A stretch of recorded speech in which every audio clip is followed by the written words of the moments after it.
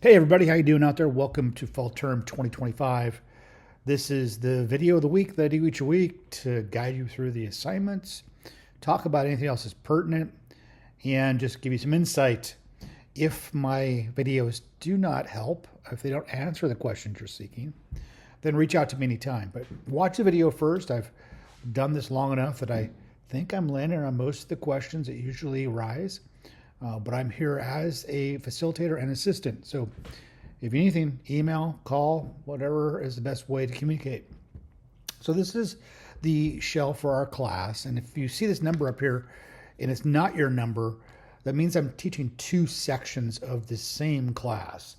So I'm just doing one video that I'm posting to both classes. So I 21420 and 21421. So if those are your numbers, then you're in the right place and listen on. Now, one of the first things you want to do when you come to class, and mind you, my videos run about 10 to 15 minutes long. This might be a little longer because it's the table setting one. It's getting us ready for the term. So hang in there because I'm going to address several aspects. FDDA course materials. This is where you have first day access to your textbook. I recommend you jumping out here. It takes you to a third-party site, and you can do all of the navigation to getting your textbook that is an ebook for the class. It's critical for this class because when you look at week one, every week you have two chapters we're covering, chapter 1 and chapter 2, with PowerPoints, and then you have two quizzes. Now, I've set the quizzes up so you can take them 3 times. I know many people are not really jazzed about taking quizzes or tests. Could be freezing up and so forth. So this gives you a chance, if you get a bad score, you can just throw it out. And it takes your best score. So maybe you did a great job on your first test, and then you want to see if you can do better on the second, you don't.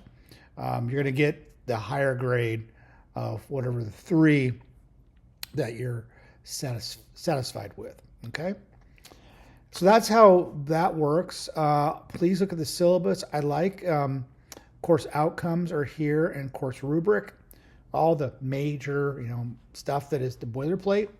How I set the class is each week is blocked. You have learning objectives the first week. So this week's learning objectives are identify and analyze external forces of business, recognize key environmental factors like technology, economy, socially, regulatory. I'm telling you right now, social is big.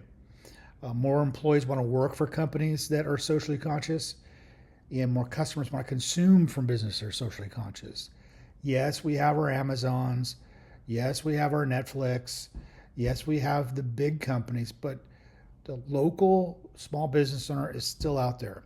I go to Chamber of Commerce every week, work with small business owners, because outside of teaching, I'm also an entrepreneurism coach and a professional development trainer. Then also you're looking at developing strategic flexibility as a business owner, monitoring environmental trends, and managing uncertainty and risk. That's what we're looking at for the first week. So if we jump back out and you do the 2 PowerPoints, 2 quizzes, and then I always have also assignments I want you to do beyond the quizzes. So I want you to get your hands into the content and feeling what it's like to start thinking like a business owner. The first assignment, it's a pretty straightforward one. I want you to just do a very brief 60-second video. Explain to who you are, why you're taking the class, outside the fact maybe it's a required class. What are you looking for from this class? Especially in an online class, it helps me get to know you. So please do that in 60 seconds. Don't give me 4 minutes. And the other thing I want you to start looking at in the first week is leadership. And this assignment is looking at 3 components. One, I want you to discuss a leader that you have worked with. I don't want a historical leader like Churchill or FDR. I want a leader that you've worked with and you found some of their stylistic approaches to leadership you want to repeat. It could be a coach, it could be a parent, it doesn't have to be work, but somebody that you want to emulate and repeat some of their actions in the workforce. And please give me the name of that person.